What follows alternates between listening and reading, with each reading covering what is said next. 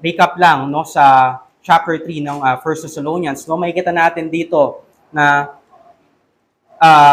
Paul no ay sinend si Timothy no para yung kanyang brother and God's co-worker para no i-establish yung Thessalonians or to exhort them no sa kanilang pananampalataya na hindi sila ma-move ng affliction. And sinabi niya dito na sila ay destined no for this no yung affliction ay will ng ating Panginoon, no? Destined no. So sinabi niya dito sa verse 4, we kept telling you beforehand that we to suffer affliction. So ibig sabihin again, tayo ay winil ng Panginoon na tumanggap no ng affliction o struggle sa ating buhay. So for this reason, no, when I could bear it no longer, I sent to learn about your faith. So may sinent para exhort sila and malaman yung kanilang pananampalataya dahil si Paul ay natatakot, no? Dahil baka sila ay matempt, no, ng kasalanan, matempt sila ni Satan or matempt sila ng mundo. So ang kanilang labor would be in vain. And sa verse 6, so sinasabi sa verse 5 na may sinend siya para malaman ang kanilang pananampalataya, and sa verse 6 dito may kita natin na sinend niya si Timothy, no? Has come to us from you and has brought us the good news of your faith and love, no? Faith and love, no? Report doon ni Timothy, no? And may kita natin yung love doon ng ni Paul na longing siya na makita sila at yung Thessalonians ay longing din na makita no si Paul. So for this reason, in all this stress and affliction, we have been comforted about through your faith. So makikita natin na na-comfort si Paul sa kanilang malaman niya yung kanilang pananampalataya ay nag-stand, no? Basta makikita natin sa verse 5 na siya ay natatakot. So makikita natin na comfort siya dahil sa pananampalataya na nalaman niya sa report ni Timothy. And sa verse 8, for now we live. So, ibig sabihin, dahil sa pananampalataya ng Thessalonians at nalaman ito ni Paul, so for now, we live. Sila ay namuhay dahil nag-stand ang or namuhay si Paul dahil nag-stand sa pananampalataya yung Thessalonians. No? If you are standing fast in the Lord, no? For what thanksgiving can we return to God for you for all the joy that we feel for your sake before our God. So, yun yung joy ni Paul. No, na nalaman niya, nag-stand sila sa pananampalataya. So siya ay namumuhay. And sa verse 10, no, again, ito ay rhetorical question, no, na walang sagot. No? So babasahin natin ito na statement. Sinabi na, as we pray most earnestly night and day, we may see you face to face and supply what is lacking in your faith. So may question, what is lacking in your faith? So sa verse 11, pinag-pray dito ni Paul ang Thessalonians, no? Na sila ay mag-increase, abound in love for one another, no? And to establish yung kanilang puso, blameless in holiness before our God and Father. So yun yung pinupunto na sila ay humarap sa Panginoon, sa ating Diyos na blameless in holiness. And that, sasagutin ng verse 4, no? Kung ano yung lacking, no? Sa kanilang pananampalataya. And sa verse 4, no?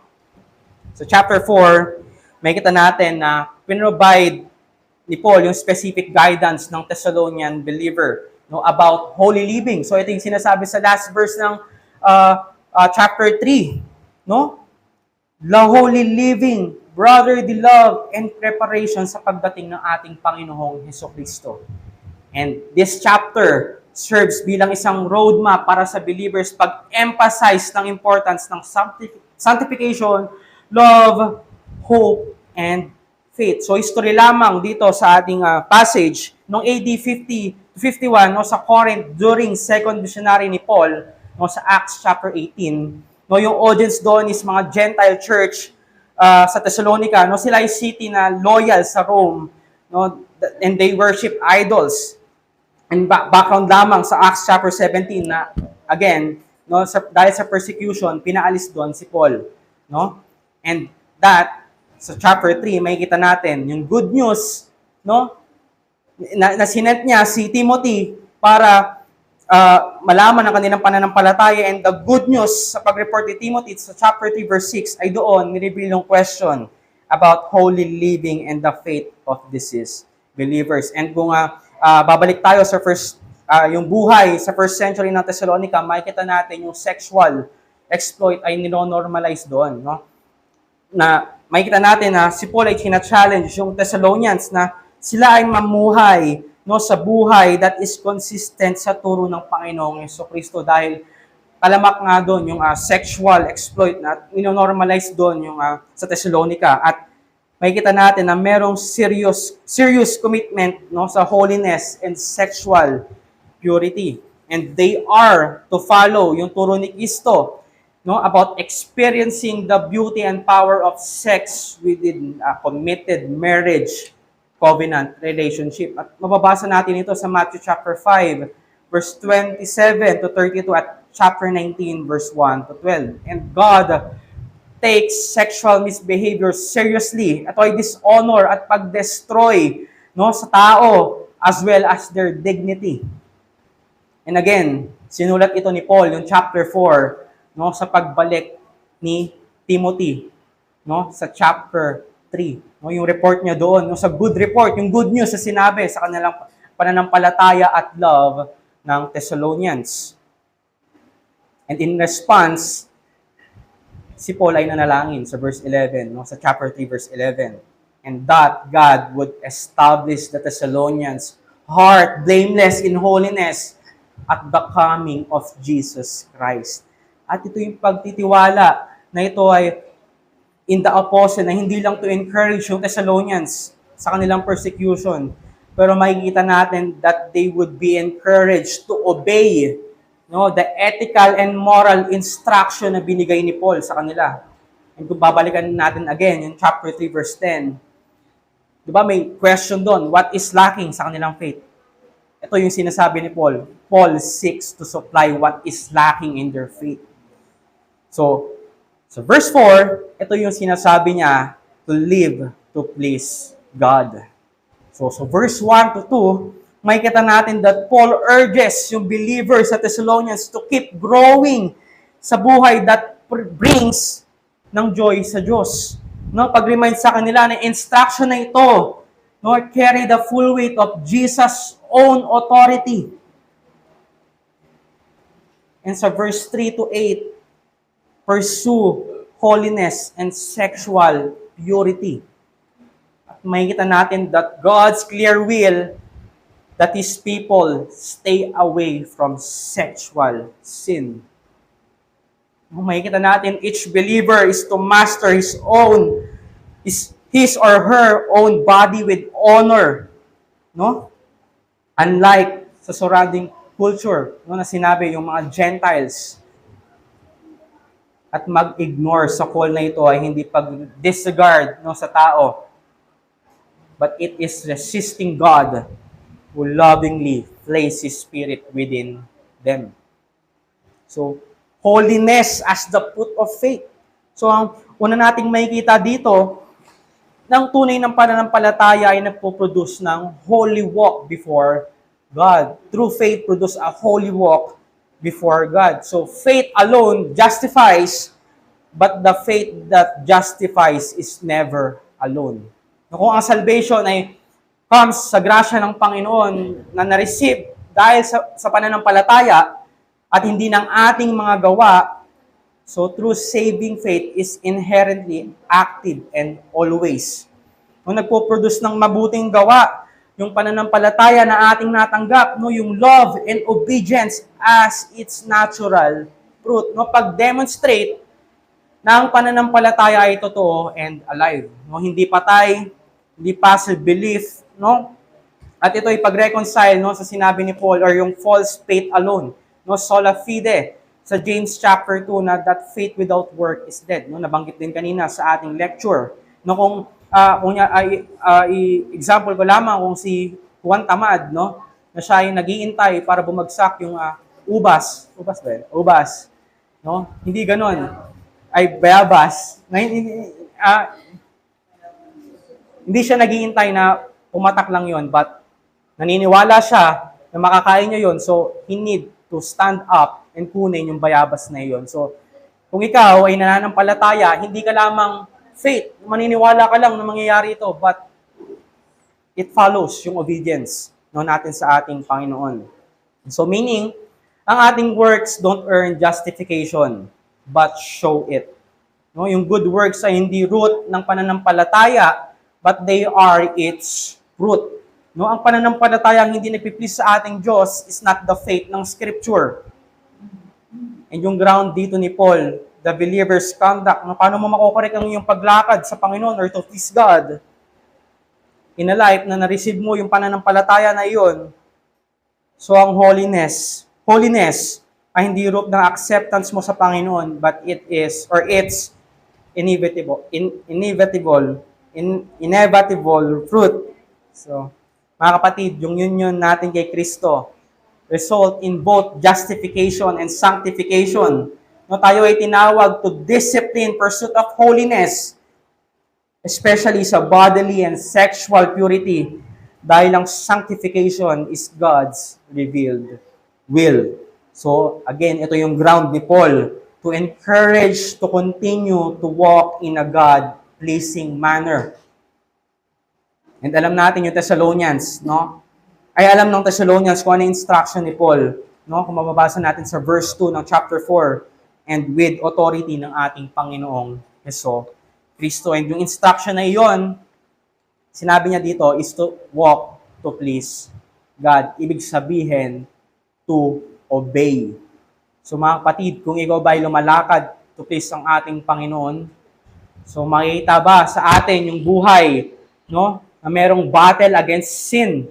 No, sabi nga sa 2 Corinthians chapter 13 verse 5, examine yourself to see whether you are in the faith. Test yourselves, or do you not realize this about yourself, that Jesus Christ is in you, unless indeed you fail to meet the test. So, and this proves na nagkiklaim na sila ay may pananampalataya, but excuse habitual sin. No? Especially yung mga secret sin, no, na ating dinadala. Grace that does not lower God's standard. It raises our power to obey. And sinabi ni Paul sa verse 3 na ito ay will ng Diyos. Your sanctification. Nakita natin that sanctification signifies yung process of becoming holy. So to be holy is to set apart and consecrated to God. Ito yung sinasabi ni Paul that this process as a walk. Therefore, ang ating sanctification ay ibig sabihin is with walking to please God. Because God is holy.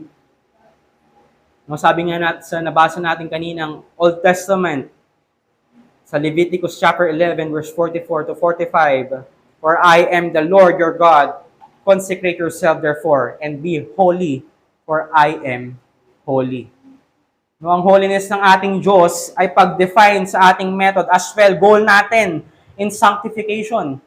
No, hindi maging holy kung ikaw ay hindi ka magiging holy kung ikaw ay nagkakasala, as God is separate sa kasalanan. So we also separate ourselves sa sin and sinfulness. So, hindi ka pwede na ikaw ay nasa holiness and pwede ka rin mag-desire from non-believing world na nakapalibot sa atin. No, sabi nga ni Paul, no, sa 1 Thessalonians chapter 5 verse 22, abstain from every form of evil. So it means, mga kapatid, we need to pursue holiness and to oppose sin and evil.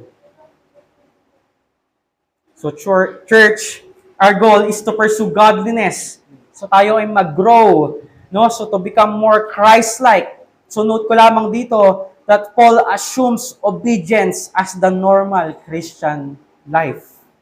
So sinasabi dito that the believer does not ask, ano ba yung pinapermit ng Panginoon na gawin ko? Ano ang bawal? Ano ang pwede? But ang tanong, the question is, what pleases God? No? Obedience ay hindi condition for justification. but it is the direction of the justified life. So kung ang pananampalataya mo ay totoo, ang pagsunod mo sa Panginoon ay fruit ng pananampalataya na natanggap mo kay Kristo. No? Tanong mo sa iyong sarili, mga kapatid, ang iyong daily life ay ang aim ba ay primarily at pleasing God? To please ba ang ating Panginoon? Or pag-avoid mo lang sa guilt and consequences? So magkaiba yun, mga kapatid. Ang lahat ng bagay na dapat nating iniisip ay to glorify ang ating Panginoon. No? Sabi nga sa Thessalonians chapter 3 verse 13, so that He may establish your hearts blameless in holiness before our God and Father at the coming of our Lord Jesus with all His saints. Example na lamang, minsan we see ourselves more than God. No, kapag may nagawa tayong isang bagay, no, pagkakamali man or kasalanan, imbes na magkaroon tayo ng paghingi ng tawad, no, tumitingin tayo sa iba, nakikita natin na ba't sila hindi nakikita. So doon nagkakaroon ng sin sa ating puso, na pagkahulog sa kasalanan, we are being selfish. So kung nagkakaroon tayo ng satisfaction about we did, kung ano yung ginawa natin, no? Nagiging masaya ka dahil nagampanan mo iyon. No? So, nagkakaroon ka ng satisfaction na nagawa ko iyon, yes. At ano ba yung joy mo sa iyong puso? It is yourself or it is for God. So, minsan nakakaligtaan natin na yung joy natin, no, ginagawa nating emotion. No? Tinitig natin sa ating sarili na masaya akong ginagawa ko ito. No? Pero hindi sa Diyos. We see, no, kapag nagkakaroon ka ng pagkakamali, mas nakita mo yung ginagawa mo kaysa yung pagkakamali mo. So pansinin mo, kakulangan ng iba, nagkakaroon tayo ng pride. We always think na okay na itong ginawa ko. No? No, it is your duty bilang isang Kristiyano na ang gagawin mo is to glorify ang Panginoon at hindi ang iyong sarili. So doon ka nagkakaroon ng joy. No, hindi sa sarili na ginawa mo. No? Ginagawa mong or meron kang part sa good works na 'yon. But ito ay to please God. So ang pinupunta lang natin dito, the aim of the believer's life is to please God. Hindi ang ating sarili. Sabi nga sa 2 Corinthians chapter 5 verse 9, so whether we are at home or away, we make it our aim to please Him. Again, obedience is not condition for justification. It is direction of the justified life. No, sinabi ng Scripture, again, establish your hearts blameless in holiness before our God and Father at the coming of our Lord Jesus with all His saints. So, ibig sabihin ng ating sanctification ay when we place our faith in Jesus Christ, tayo ay already been set apart as holy. Ito yung certain status natin sa pagbabalik ng ating Panginoong Jesucristo. We are established blameless in holiness before our God and Father. Ito yung something that was already done for us kapag tayo ay nagtiwala sa gospel. At ito yung progressive work, no, ng ating lifestyle ay more and more pleasing to God, no? Sabi sa verse 1. So tayo ay magkaroon ng effort para mag-grow sa holiness and will continue to do so for the rest of our lives. So ito yung will ng ating Panginoon, na tayo ay mag-grow sa ating sanctification. No? This is the will of God, removes all ambiguity. Holiness is not for the spiritual advance, but for every believer. So sinasabi na God's electing grace ay always lead to sanctifying grace. At ito ay para sa lahat ng naniniwala sa ating Panginoon na Kanyang pinili.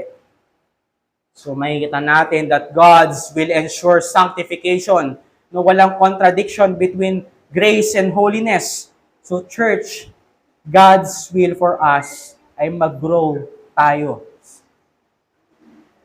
Ang ginawa mong kabutihan ay result ng work ng Diyos sa Kanyang salita and the Spirit. No, sa verse 8, pagpapakita na wala tayong may pagmamalaki. It is work of God. So para tayong halaman, no, yung tubig na ating natatanggap mula sa salita ng ating Panginoon at doon tayo nag-grow, no? Mag-grow sa ating sanctification, tayo ay mag-grow in Christ likeness. So again, ask yourself mga kapatid, tayo pa rin ba ay nagkakaroon ng pagkakasala? Yes, nagkakasala tayo dahil tayo pinanganak na makasalanan. But we are justified, tayo niligtas ng ating Panginoon. Ngunit di ko sinasabi na patuloy tayong magkasala dahil tayo ay ligtas na, but to grow, growing in our sanctification is to mortifying our sins. So hindi tayo niligtas para magkasala ulit.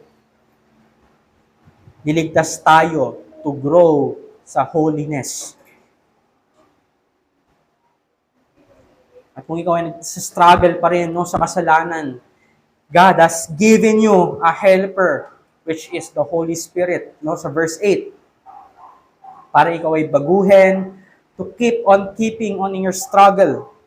And therefore, is forgiveness and hope sa Ebanghelyo. No, sabi nga sa 1 John verse 1, 1 John chapter 1 verse 9, if we confess our sins, He is faithful and just to forgive us our sins and to cleanse us from all unrighteousness. So, may pag-asa kay Kristo. Sa kanyang pagbabalik, ikaw ay established as blameless in holiness. And syempre, isang mananampalataya ng Panginoon and a brother, sister, tulungan natin ang bawat isa. No? Tayo ay may responsibilidad no, sa ating mga kapatid to grow, no, to help them no, sa fellowship, no, kamustahan. Hindi ka naging covenant member na ikaw lang nakikinabang ng iyong natanggap na ebanghelyo. But ikaw, duty mo to help your brother to grow in their sanctification. And that is a church na sentro, si Kristo. So makikita natin, ito yung sinasabi ni Paul na mag-grow tayo sa sanctification. At ito yung kanyang instruction sa ating passage. To grow in holiness in our relationships with one another, especially sa areas of holiness in sexual conduct na makikita natin sa verse 3 to 8. And love for others within and outside the church community. Grow in sexual holiness. So, true holiness ay express it itself in bodily self-control. So, note ko lamang, Paul singles out sexual purity because it reveals whether faith governs the body. So, sexual sin, especially ito ay dangerous dahil it enslave both body and our soul. No, sabi nga sa 1 Corinthians chapter 6 verse 18 to 20, flee from sexual immorality. Every other sin a person commits is outside the body, but the sexual immoral person sins against his own body. Or do you not know that your body is the temple of the Holy Spirit within you, whom you have from God? You are not your own, for you were bought with a price. So glorify God in your body. So first, in-address dito ni Paul yung ating sanctification sa sexual holiness. And yung Greek term for sexual immorality, porneia, ang root ng word na nakuha sa pornography. Itong sexual immorality refers to broadly to all kinds of sexually misconduct. At napakaloob dito yung both premarital and extramarital sex as well as homosexual activity. At makikita natin na sinabi dito ni Paul sa Ephesians chapter 5 verse 3 na Paul forbids you any sexual act that is done outside the bound of heterosexual marriage. So sinasabi ng scripture that sexual sin includes more than physical acts of illicit sexual contact. No? Ang tinuturo ng ating Panginoong Jesucristo sa Matthew chapter 5 verse 28, but I say to you that everyone who looks a woman with lustful intent has already committed adultery with her in his heart. So ang sex and sexual relationship ay hindi naman pinagbabawal. So, paano kapag may nagtanong, Brother Simon, no? Kung ang pakikipagtalik ay hindi bawal, bakit nagkakasala tayo dito? Dahil ang sex ay nakapaloob sa marriage. Or what God designed it. Ito ay regalo sa isang mag-asawa. It is gift sa marriage, expressing yung one body union between husband and wife. Pero, if ito ay lust, yung root of the sin is sinful desire for sexual relationship that outside of marriage. So doon tayo nagkakasala. Again, sinabi ni Christ sa Matthew chapter 5 verse 28. Sinabi niya roon, sinful desire is in your heart by indwelling or dwelling on sexual fantasies. Makikita natin na sexual impurity covers not only yung ating behavior, but also our thoughts, both of which are to be pure.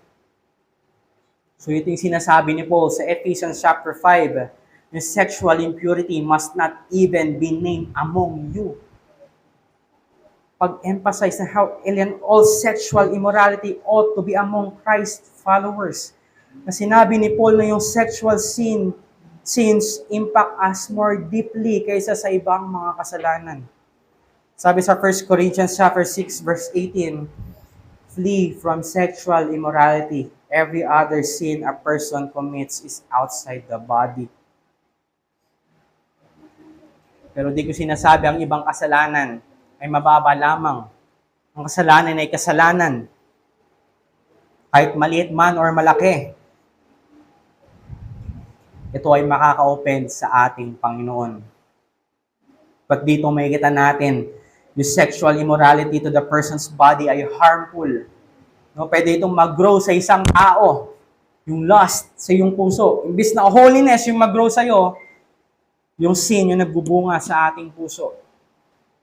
Again, mga kapatid, the root of the sin ay nasa ating mga puso and sa ating soul. No, sabi nga sa 1 Peter chapter 2 verse 11, Beloved, I urge you as sojourners and exiles to abstain from the passion of the flesh, which wage war against your soul. So ito yung sumisira sa ating paglakad, no, sa holiness, to which Christian are called.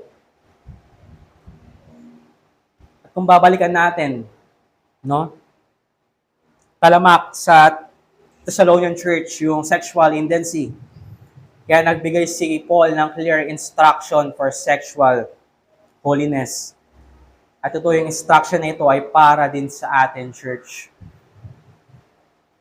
Makita natin yung mundo ngayon, talamak, yung oversex culture, maraming pwedeng mag-trigger sa ating lust. Sa online, pornographic website, Tinder.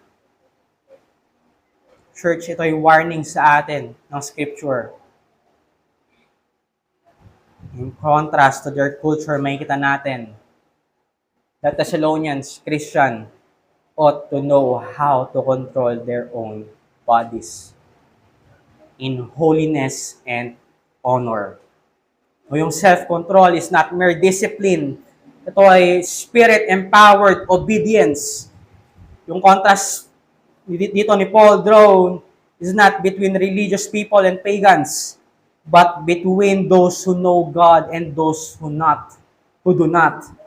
O yung body na sinasabi sa verse 4 is that believers, both men and women, I need to develop yung control sa kanilang sexual desires. And syempre, conduct and abstain sa sexual immorality. So, church, meron pa ba tayong private sins na nagko-contradict kung ano yung public profession ng iyong pananampalataya? No, pwede mong matago yung kasalanan. But church, ang sin ay nagbubunga. Kung ngayon, hindi mo yan tatanggalin, hindi mo i-mortify, it will grow. So, confess natin, yung sins, mga kapatid, especially, yung mga bagay na ito, no, sinabi dito ni Paul, yung urging them, learn to exercise control over yung kanilang sexual passions. Yung mga desire, no, sa mundo, yung cravings sa mundo.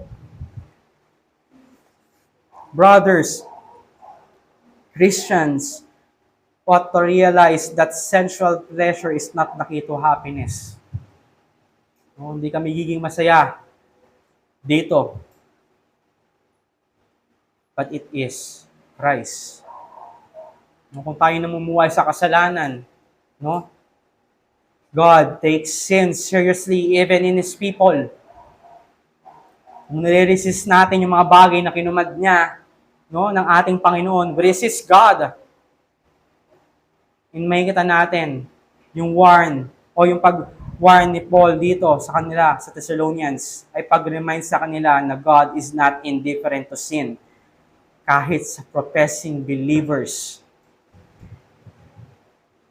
the Lord is an avenger.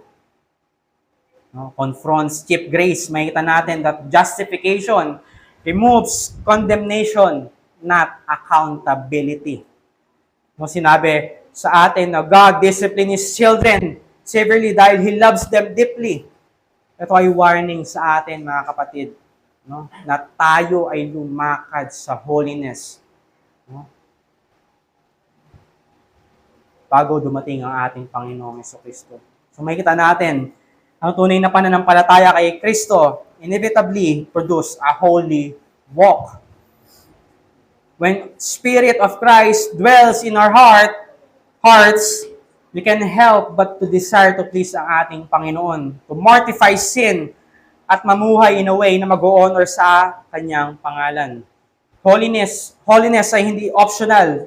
It is the fruit of Christ living in us. And now, to neglect yung holiness, it is direct rejection sa ating Savior who redeems and sanctifies us. So kung iisipin nyo kung ang sanga ay nagbe-bear ng fruits, ibig sabihin nito ay buhay. But if the branch ay hindi nagbe-bear ng fruit, pwede natin makita na siya ay buhay for a season. But it is either dying or detached. So, ito yung soul natin, mga kapatid. If we refuse yung holy life that Christ called us to, tayo ay in effect rejecting Him who gave His life for our salvation. So, makikita natin yung pangalawang punto natin na masasabi na to reject holiness is to deny the God who saved by faith. Dahil holiness ay evidence of Christ's saving work. If mag-refuse tayo to pursue yung sanctification, hindi lang tayo naging careless, but we are resisting the Spirit who sanctify us. At pag-dishonor natin kay Kristo, who redeems us. At ito yung sinasabi ni Paul, that God is calling us to live in holiness to Christ. At ang pananampalataya kay Kristo is alive when it produces holiness and it is dead. Kung i-resist natin ito. So sa mundong nag-urge to define yung own rights and wrongs, tayo mga Kristiyano, follow a living God who calls us to holiness and honor. Sa verse 4. So ito yung aim natin. No, sa sexual self-control, yung holiness and honor. No, hindi i-despise yung sex, but to retain yung holiness and to grant it the honor it merits. So along the honor that our bodies and the bodies of others deserve. Yung practice ng sex in the holy context ng marriage ay nag-glorify natin ang ating Panginoon. So ito ay instruction ni Paul that no one transgress and wrong his brother in this matter. So verse 6, yung sexual sin harms hindi lamang yung nag-engage in it, but also others. So example natin yung adultery harms a spouse. No? Premarital sex harms yung future spouse or fellow believers who are negatively impacted by such sinful conduct. At kung babasahin natin sa 1 Corinthians chapter 7 verse 2, but because of the temptation to sexual immorality, each man should have his own wife and each woman her own husband. Hindi sinasabi in brother's wife, but each man should have his own wife, but for holiness and honor na sinasabi sa verse 6. So bakit natin kailangan i-pursue yung holiness or sexual holiness? Siyempre, sa future ng pagbalik ng ating Panginoong Jesucristo, if you reject yung holiness na ito, ay pag-deny mo sa Diyos na nagligtas sa iyo sa pamamagitan ng pananampalataya. And Jesus Christ, who saved you by faith, ang magpapunish sa iyo or to those who transgress in sexual sins. Again, sa verse 6, because the Lord is an avenger in all these things. At tayo ay tinawag ng Diyos not for impurity, but in holiness. Sa verse 7, tayo iniligtas ng Panginoon, hindi para ma-enslave ng sexual immorality, but to live in holiness just as God is holy. And that, binigyan tayo ng Panginoon ng Espiritu sa verse 8. And that Holy Spirit ay nag-work sa atin ngayon. And if you deny it, to give in sexual immorality ay to disregard the Holy Spirit na nag-indwell sa ating mananampalataya. And ang pag-disregard dito ay disregard not man, but God. So mga kapatid, again, kailangan nating ulitin. We need to grow in holiness. Alisin natin yung temptation, tanggihan natin yung kagustuhan ng ating laman. Kung ikaw man ay nagtetempt, iwasan mo. Kung ikaw ay mag-isa, seek spiritual friendship. No? Mag-aya ka ng fellowship. Manalangin ka. Huwag mo i-disregard kung ano sinabi ng Panginoon. Sabi sa Hebrews chapter 10, verse 30 to 31, for we know Him who said, vengeance is mine, I will repay. And again, the Lord will judge His people. It is a fearful thing to fall into the hands of the living God. Kaya tanungin mo ang iyong sarili, tayo tinawag ng Panginoon to salvation at ito ay to call into holiness. And the holy life does not earn calling. Ito ay ebidensya. So thus, your life confirms that God has called you out of impurity and into holiness. So tanong mo sa iyong sarili. So, ang punto lang natin dito, to reject apostolic instruction is to reject God and His Spirit. So, makikita natin, Paul raises the stakes. Rejecting holiness is not rejecting a preacher or yung church, but rejecting God Himself. Yung grieving or that grieving the Spirit leads to spiritual dryness and loss of joy. No, sabi sa Ephesians chapter 4, verse 30, and do not grieve the Holy Spirit of God by whom you were sealed for the day of redemption. Binigay ang Spirit not to comfort but to conform us to Christ.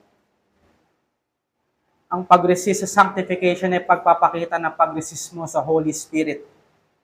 So again, tanong mo ang iyong sarili, nakikinig ka ba sa conviction ng Espiritu?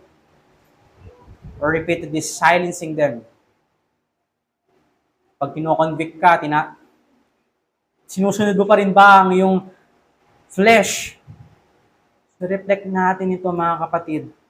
Be killing sin or it will be killing you. So we need to mortify yung mga natitira nating kasalanan. Believers must actively mortify sin by the Spirit.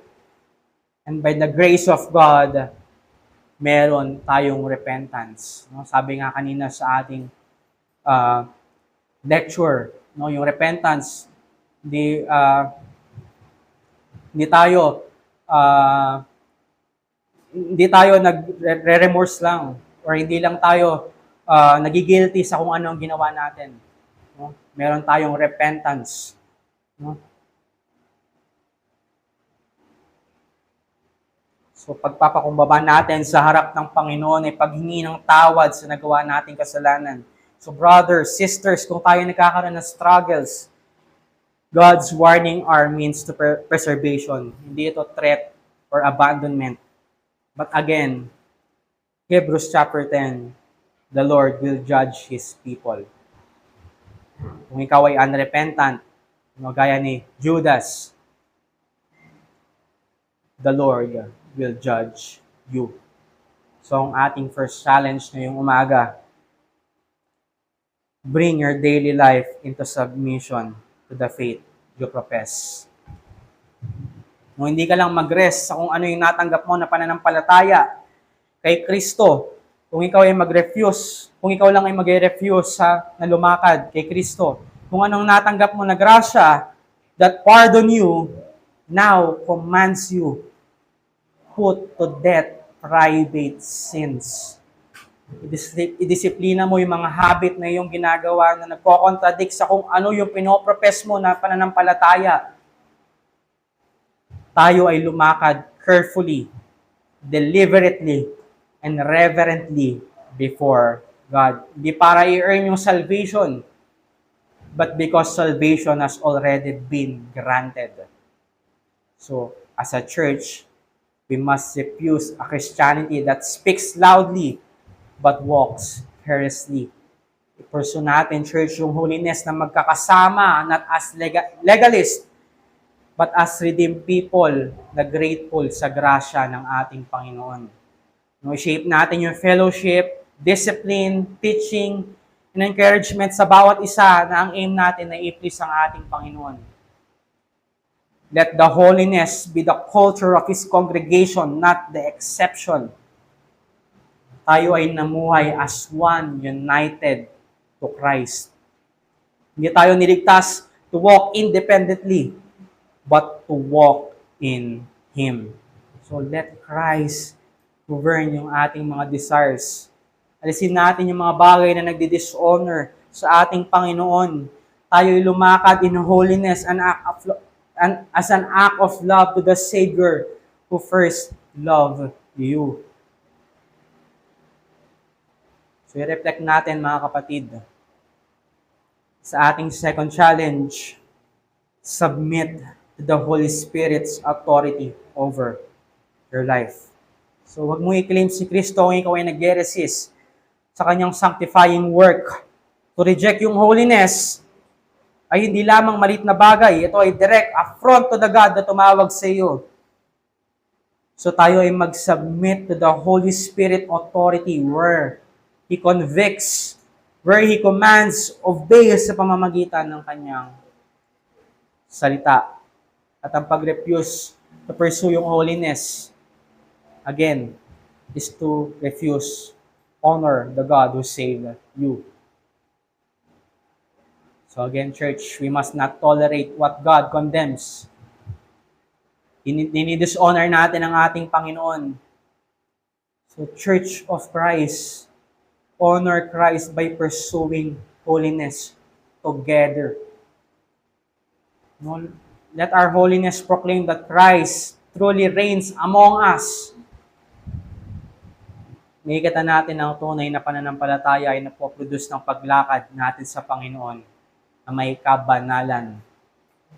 Buhay na tinransform ng Spirit and obedience flowing from gratitude to Jesus. At makikita din natin na ang pag-reject natin sa holiness na nire-reveal niya sa pamamagitan ni Kristo is effectively denying Christ as your Savior. So sa ating pagtatapos mga kapatid, faith in Christ alone justifies, but true faith produce holiness, obedience, and a life pleasing to the Savior. Let us pray. Aming Ama, Ikaw dakilay kay mabuti. Maraming salamat sa iyong salita na pag-remind sa amin. Sa aming sanctification, ang aim namin is to please you. Aim namin ay ang holiness. Sa pagdating mo, Panginoon, na kami ay blameless. At hindi mo kami, Panginoon, i-judge, but judge those na patuloy nagkakasala at walang repentance sa kanilang buhay, sa kanilang kasalanan na ginagawa. Panginoon, i-remind mo kami everyday, Panginoon, sa gospel na iyong binigay. Pag-remind sa amin na kailangan naming lumakad in holiness. Lumakad, Panginoon, kay Kristo. And that kami ay maging kawangis mo, Ama. na may pagkabanalin mo, Panginoon. At i-reject namin, Panginoon, hindi, Panginoon, yung holiness, but i-reject namin yung sin na patuloy na mumuhay sa aming puso. Praise you and honor you and to glorify you, Panginoon, sa umagang ito. Sa pangalan ng iyong anak na si Jesus. Amen. Soli Deo Gloria po.